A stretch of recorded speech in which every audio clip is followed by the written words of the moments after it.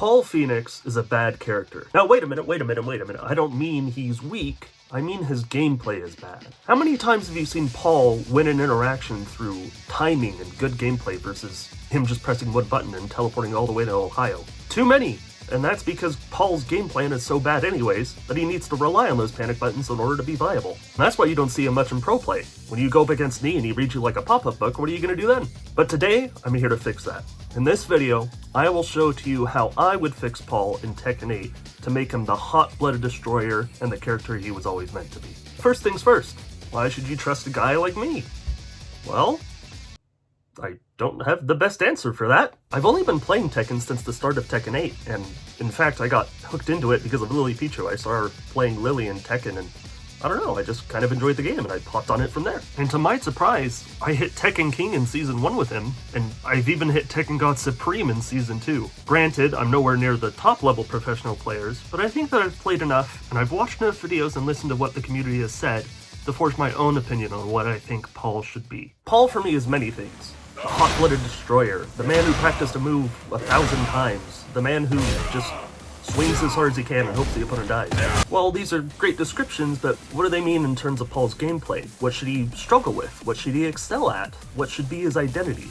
Well, these are the things that I think would start for Paul's strengths. Damage. Pretty obvious that Paul's known for how hard he can swing. I think this one's pretty self-explanatory. Frames. When Paul swings, he swings as hard as he can, and the opponent's probably going to have a hard time recovering after each punch. Punishment. If Paul finds an opportunity to swing for the head, he'll take it. And if his opponent makes a mistake, they'll pay for it. Counter hits. If you get hit by Paul, you better hope you're not out of position, otherwise it's lights out. And as for his weaknesses that would compensate for his strengths, range. Paul is known for being a menace up close, but not much of a threat one backdash away. His Demo Man doesn't clean hit, his throws whiff, his 14 frame launcher and back 3 also whiffs, so this is already pretty in line with Paul's kit. Speed. You might think that some of the punch's power comes from how fast it comes out, but not for Paul. When Paul throws a punch, he pulls back as hard as he can to make sure he can get as much weight in there as he can. Evasion. You'd be surprised at how much evasion Paul has, even outside of his Notorious teleporting shoulder. These are all of the moves that Paul has that have crushing or evasion. 1-4, forward 4, down forward 2, down 2, down 3, down 1+2, down back 1, down back 2, down back 4, up 1, up forward 3 4, up forward 4, forward forward 4, forward forward 3 4, forward forward 3 4, down 4, forward forward 2 2, quarter circle back 1+2, quarter circle back 3, quarter circle forward 1, quarter circle forward 1+2, quarter circle forward 3, and quarter circle forward 3+4. Some of these moves are okay because of the nature of the move or because of the risk involved, but some of these just straight up should not have evasion. I'm looking at you, down forward 2. Paul should not have this many moves that offer him evasion. He's a big boy, and he doesn't really plan to get out of the way, he just plans to punch the opponent. So hopefully we can change this. Other aspects of the game, like tracking or Okizeme game, aren't necessarily going to be strengths or weaknesses for Paul, just parts of his kit. But as for what defines Paul as a character, I think these strengths and weaknesses are sufficient, so hopefully we can change his moves to achieve that power fantasy. So, let's start off with his egregious moves. This move is way too good. It's a get out of jail free card that evades moves as well as a Lily sidewalk, knocks down and in some situations wall splats for a combo, and it's only -14 on block. My changes would be to change the damage from 25 to 24, make it -15 on block, and change the knockdown property to not result in a wall combo. Paul now gets a little less reward for landing it, but much more risk if it doesn't work. This move is also a great panic button. It's a 12 frame mid that evades highs and does 55 damage on counter hit. Granted, it's launch punishable at -18, but at certain distances, a lot of down forward 2s don't connect. My vision for this move is to change it from a panic button into a high-risk, high-reward 12-frame counter-hit tool, kind of like King's Back 1-2, for example. The change I would make is to remove the high evasion, nerf the damage from 28 to 24, and reduce the pushback on block. But the counter-hit property will now launch, instantly using up Paul's Tornado. This can still be used as a panic button just in terms of a fast mid, but with these changes, the only way this move should counter-hit is with a frame trap, and no longer will Kazuya 1-1 get him punished for 55 damage. Now that Paul's panic buttons are taken care of, let's go through the rest of his moves and see what else I would change. Paul's regular 1-2 punch string is a little bit lacking, so the buff I'd make to this move is making it go from -3 on block to -1. Now Paul can build a little more pressure with this move. Since the high evasion has gone on down 1+2, I don't expect him to be able to cheese so much. In Season 1, Paul used to have his PK combo, a 10-frame startup string that was a wall spot on counter hit. But in Season 2, they replaced it with a 10-frame punish. Ironically, it made him worse.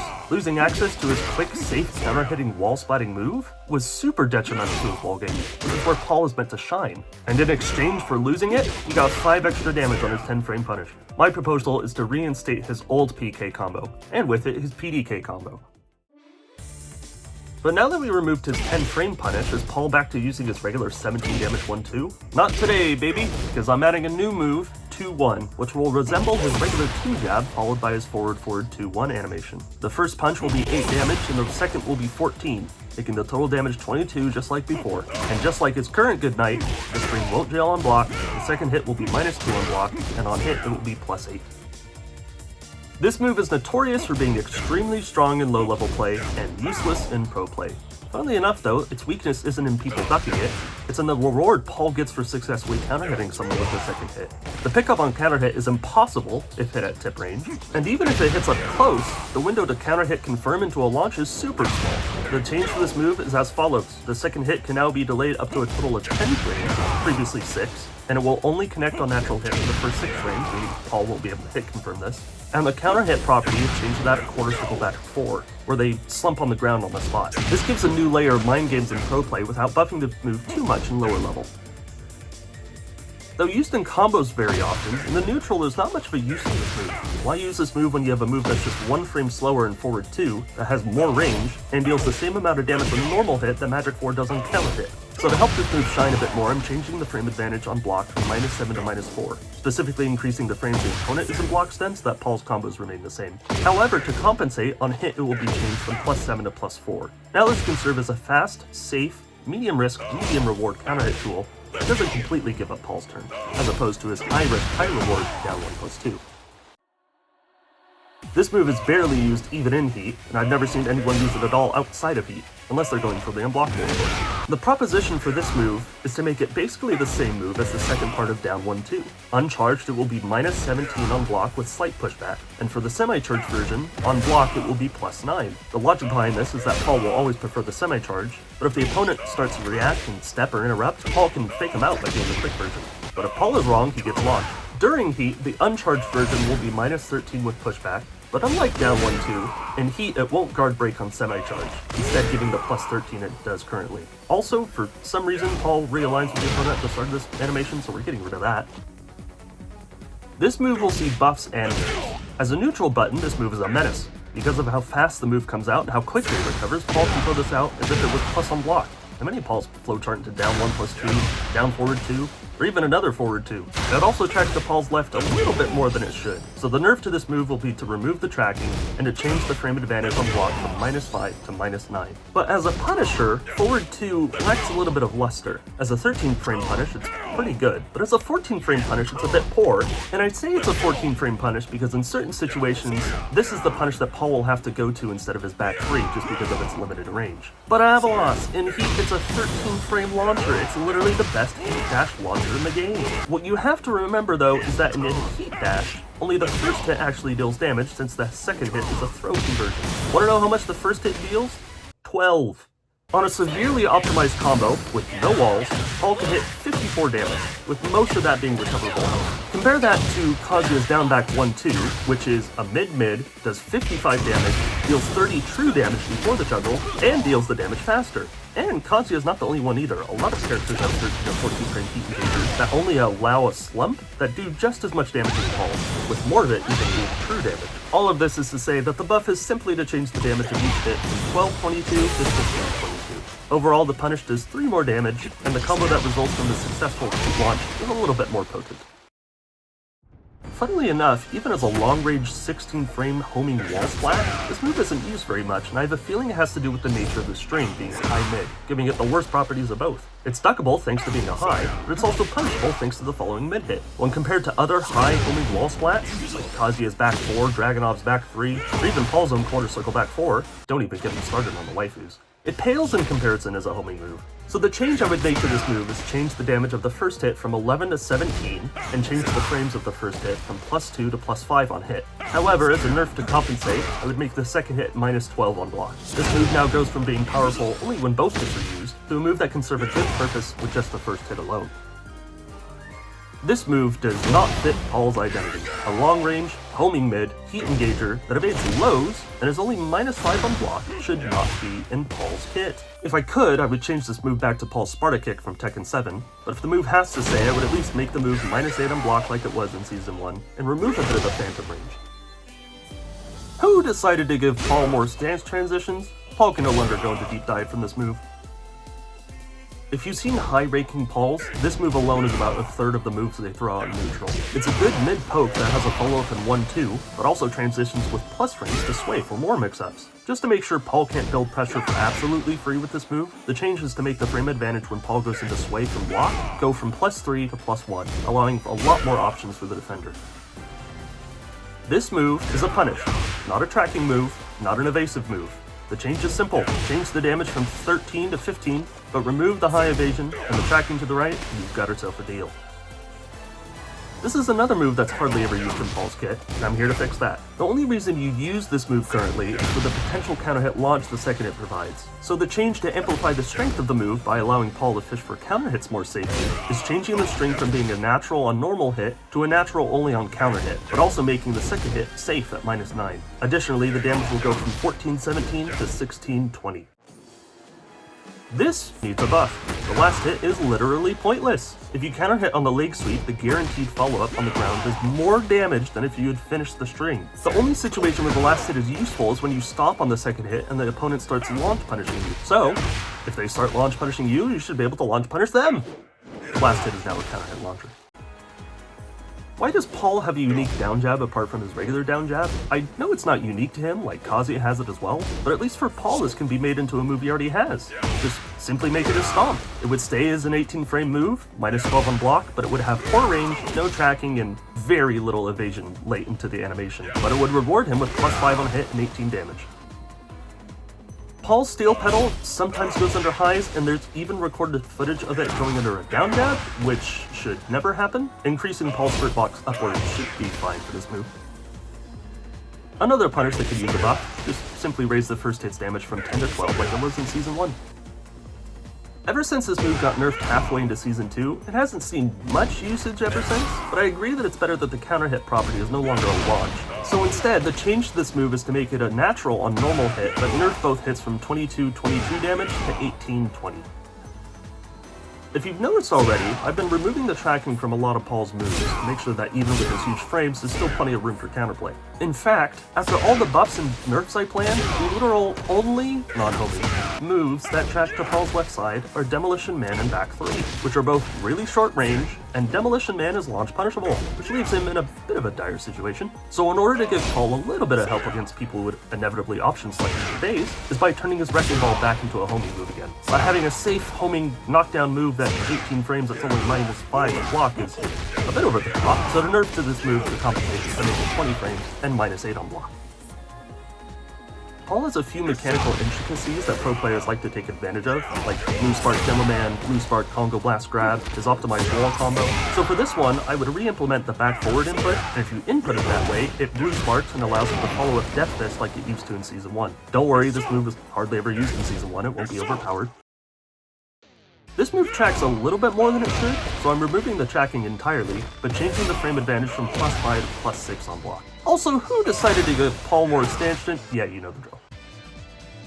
This move is weird and horribly underused. The first two hits are a natural hit launcher, but it has 3 variations of follow-ups, all of which will whiff if Paul commits to it on the hit, dropping the potential launch he had. This leaves this move as I think the only move in the game where you don't hit confirm, you block confirming to the first hit. As well as that, there's not really a reason to use this move if the opponent knows what they're doing, since all 3 hits are options selected by a down jab, and along with that, if Paul decides to stop at the second hit, it's launch punishable. At that point, you might as well just dash up and throw the normal shredder kicks. My change to this move is to make the string as a whole more rewarding by changing the properties of the first 2 hits to not launch the opponent as high, and making the 4 follow-up tornadoes. So in theory, if the first 2 hits land, and Paul commits to the 4 option, he'll still get a combo, but if the first 2 hits are blocked, he still wants to follow up with the 4 option because it's a safe, natural hit launching high. Hopefully this makes the string easier to use and a little more rewarding when Paul successfully lands it.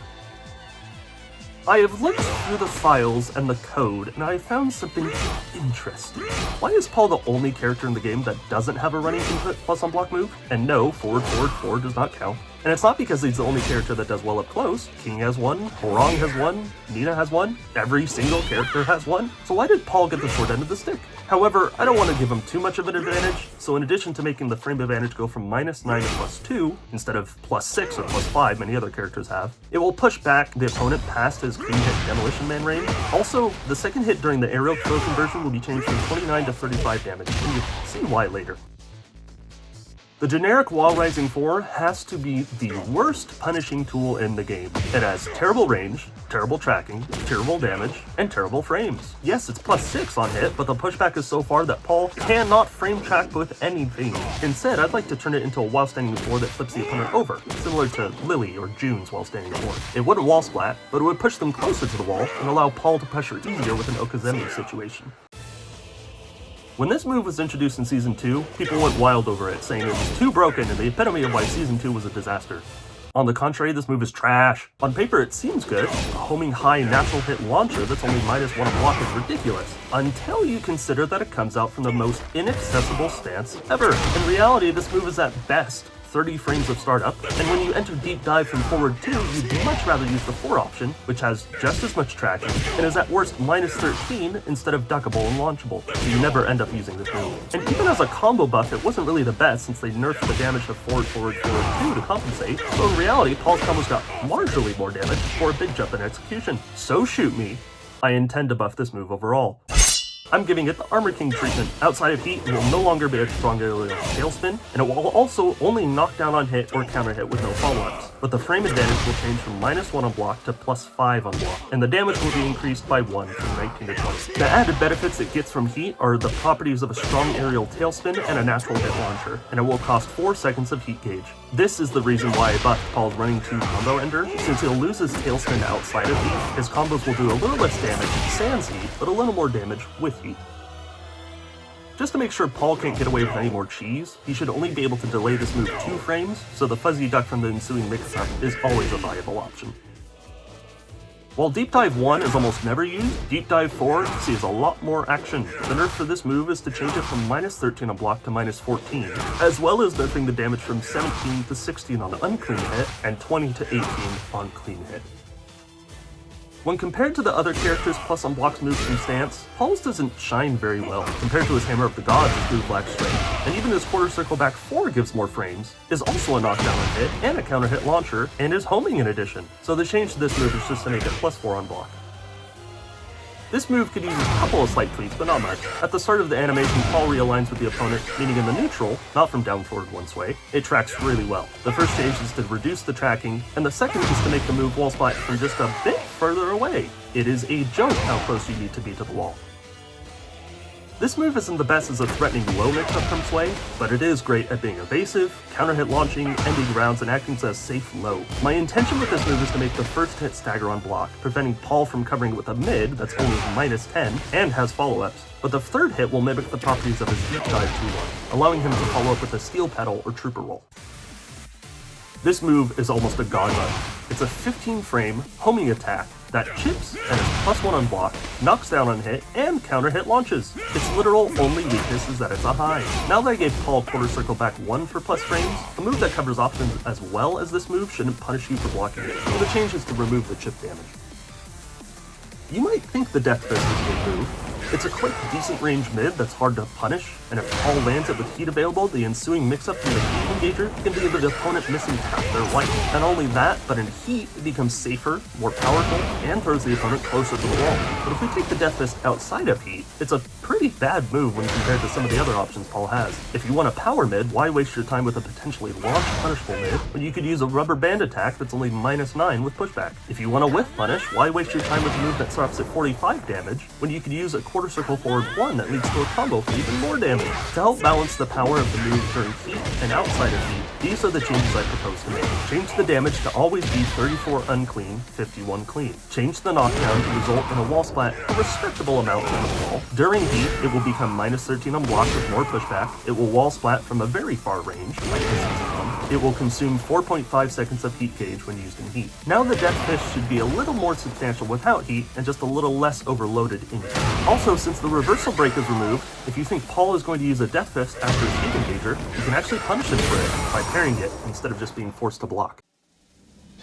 I don't know how Bandai Namco managed to make a move that is so unbelievably good and unbelievably bad at the same time, but they did it in quarter circle forward 3. Its pros: it's got long range, good tracking, high evasion, it does 18 damage, it's neutral on hit, and it floats on counter hit for a little bit of damage. But its cons? Not as good range as you might think if you want it to be unreactable, only 18 damage, neutral on hit with a lot of pushback, -14 on block, which if you're going up against someone who can launch this, good luck to your neutral, and it needs clean hit for the float, otherwise the pressure is even more lost. So how do we iron out the details so that this move fits Paul's archetype more? Well, I recommend some big changes. Change the move to only track to Paul's right. Remove the crouching status. Change damage on clean hit from 18 to 20. Change damage on unclean hit from 17 to 16. Change counter hit property of non-clean hit to guaranteed down back 2. Change framed advantage on clean hit to +1. Usually this move is used as an advancing evasive low poke, which doesn't make sense for a move like this.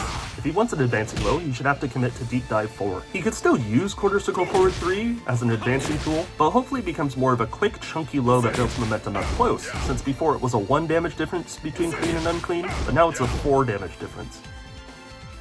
Another move that's not used too often, but I still think is fairly good, so I don't want to buff it too much, is just make the counter hit launch property not instantly use up the tornado. So, did I do good? Well, since Paul is already a decent character, I don't think it makes sense for him to get strictly buffs. He should be nerfed as well to compensate for his strengths. Overall, 11 moves got buffed, 9 moves got nerfed, and 18 moves got adjustments. And as for individual changes, 37 of them were nerfs, and 35 of them were buffs, which I would say overall is about as good as it gets. It means that he remains at about the same power level overall, but his strengths and weaknesses have shifted him from a gimmicky panic button character into a more high committal, high reward damaging monster. But is that true? Did I give Paul way too much damage with no counterplay? Did I make him way too option selectable with sidewalk right? Well, let's go through a scenario together and let's see what the mind games and layers are like. Let's start with the move that defines Paul, Hammer of the Gods. It's a 30 frame, 26 damage, short range, linear, +1 block hit. Paul throws out this move in 50-50 with his Demolition Man and Rubber Band attack. Knowing that a backdash gets him out of the way of trouble, the opponent option selects the 50-50 with a backdash.